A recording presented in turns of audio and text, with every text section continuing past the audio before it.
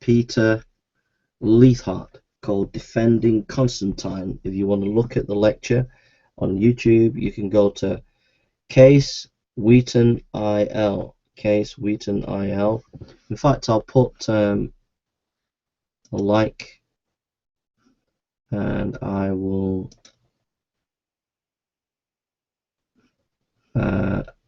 add it on.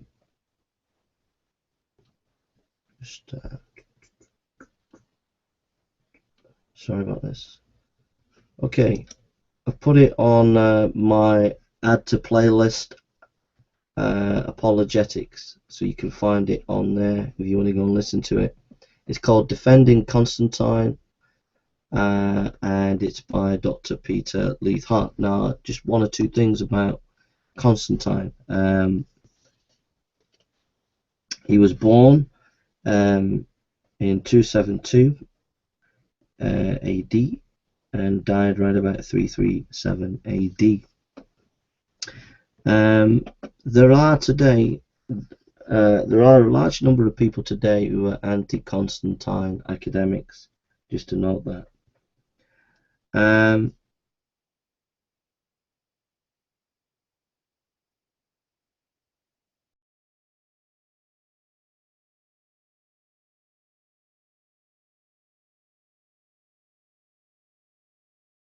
And that was a very important thing to do for him, because in the time of the Roman Empire, the battle standards were linked to the belief in the gods, and that the gods were blessing the army. So when Constantine changed the battle standard to a cross, it was very significant for Constantine and the Roman Empire at that time. There have been debates whether he was a Christian or not. Dr. Peter Leithart says he was, that he was very interested, very sincere in his beliefs, although he acknowledges that he, in his own book and work, didn't pay enough attention to the fact that Constantine was baptized near the end of his life. That the fact that he was baptized near the end of the life shows that there was this in-out distinction. If you're baptized, you're in the church. If you're not baptized, you're not in the church. So it seems as if Constantine was a believer, but he wasn't in the church, as it were.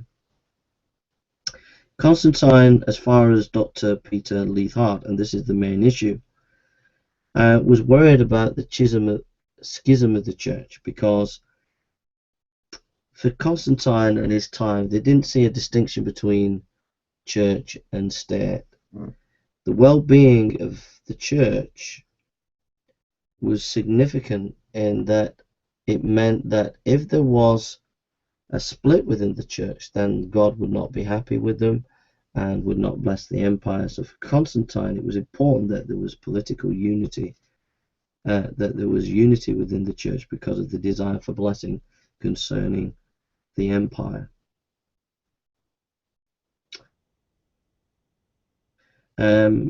One of the scholars against Peter Leithart is Yoda. What benefit did I get from this lecture about Constantine? I think the thing that really came across to me is how Constantine was significant for Western history. That he is very, very important for the development of the Western history, because him adopting Christianity completely changed the West forever.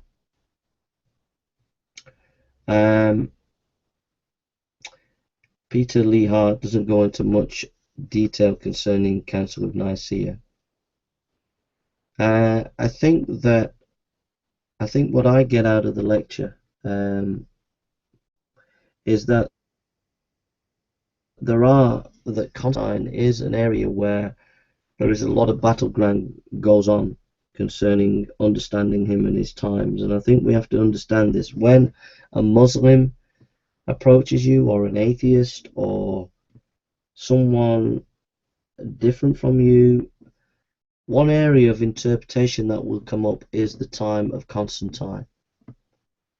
So there's a lot of historical revisionists going on by Muslims and atheists, trying to read, and popular writers and academics, trying to read Constantine in their own way for their own historical agendas. And I think it was because Council of Nicaea was extremely significant in the development of Christian doctrine. So whoever controls the interpretation and understanding of Constantine also controls the interpretation of how they developed its doctrine. So what I would encourage you to do is listen to this lecture by Dr. Peter Leithart, but also start to read and do your own research on Constantine, because it'd be helpful as background reading for when anyone brings up the Council of Nicaea, that you can be able to answer in a very clear way about their questions. Okay.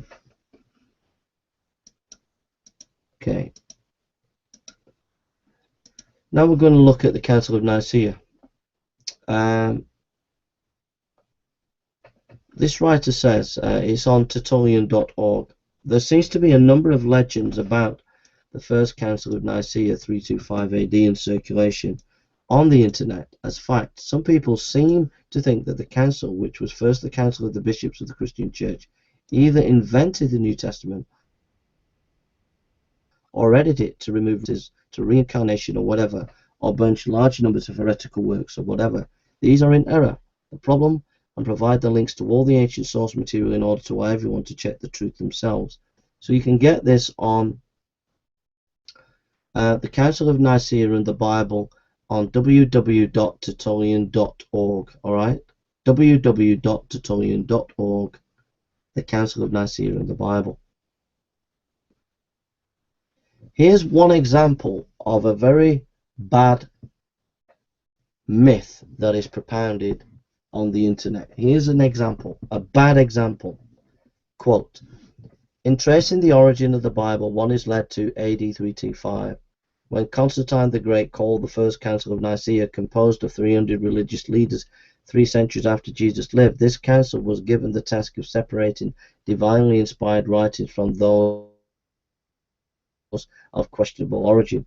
The actual compilation of the Bible was an incredibly complicated project that involved churchmen of many varying beliefs in an atmosphere of dissension, jealousy, intolerance, and persecution and bigotry. At this time, the question of the divinity of Jesus had split the church in 2 factions. Constantine offered to make the little-known Christian sect the official state religion if the Christians would settle their differences.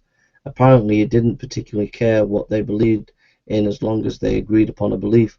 By compiling a book of sacred writings, Constantine thought that the book would give authority to the new church.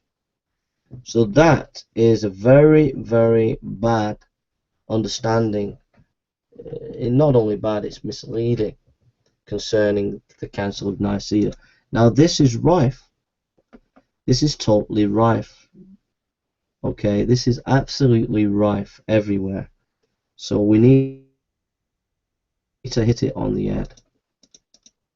So what are the facts? This legend also appears in the Da Vinci Code. You can get documents issued by the council on www.newadvent.org fathers. The ancient accounts of the council. I admit that I was a little stumped as to what these might be. However, I searched the internet. I also went through questions, patriology, looking for any references, and drew up a table of references from that. So this is what the researcher found.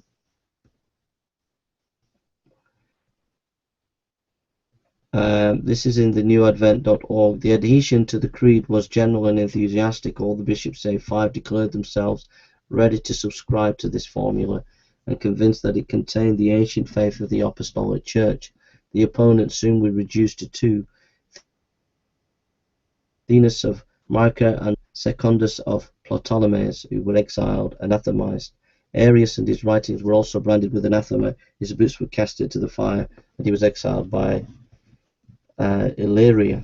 But the accounts of Eusebius, Socrates, and Sudermann, Theodoret, and Rufinus may be considered as very important sources for historical information, as well as some data preserved by St. Athanasius, and a history of the Council of Nicaea, written in the 5th century by Gelasius of Cyzicus.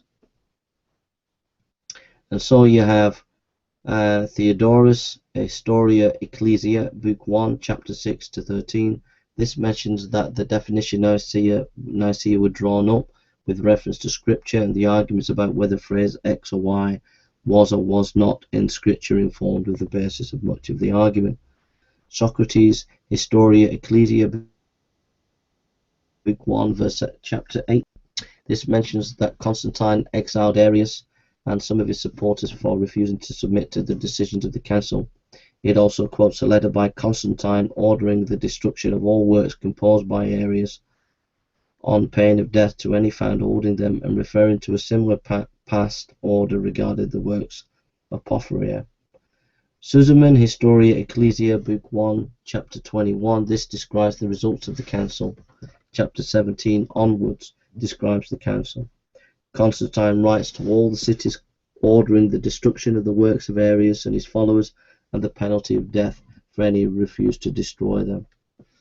And we could go on. Eusebius, Athanasius, Rufinus, and others all quote about the doctrinal issue of Arius and trying to tackle his teaching about was just God.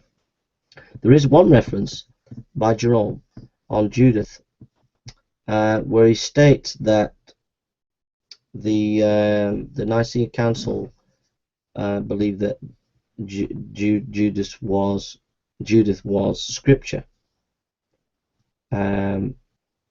So he's saying that the Nicene Council decided that this was Scripture, but it doesn't say anything about there was a list compiled. It doesn't say how many books. It doesn't say anything.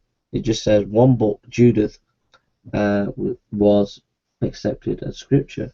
Whether that is, and that's all the reference we have. So basically, all the evidence shows basically that we have so far shows that there was no massive list of books that the council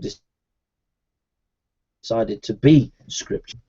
The only reference that we have is Jerome, which is probably the reason why this myth developed. And then there have been fictional books that have come about, like the Da Vinci Code, that have published this myth, but the evidence is basically nowhere to be found. So when I met this Muslim who said that the Council of Nicaea decided from 400 books what Scripture was, there is absolutely no evidence for this whatsoever. The only little scrap of evidence that you can find is Jerome, and that says nothing about the compilation of a list. It's just about one individual book. That's it, really. You can get all that information on the Council of Nicaea and the Bible, www.tertullian.org. And that's it, folks. We've finished this evening, and hope that's been out to you. And try and catch me maybe tomorrow in the morning. I might do a Bible study or something like that. And so take care, and God bless you.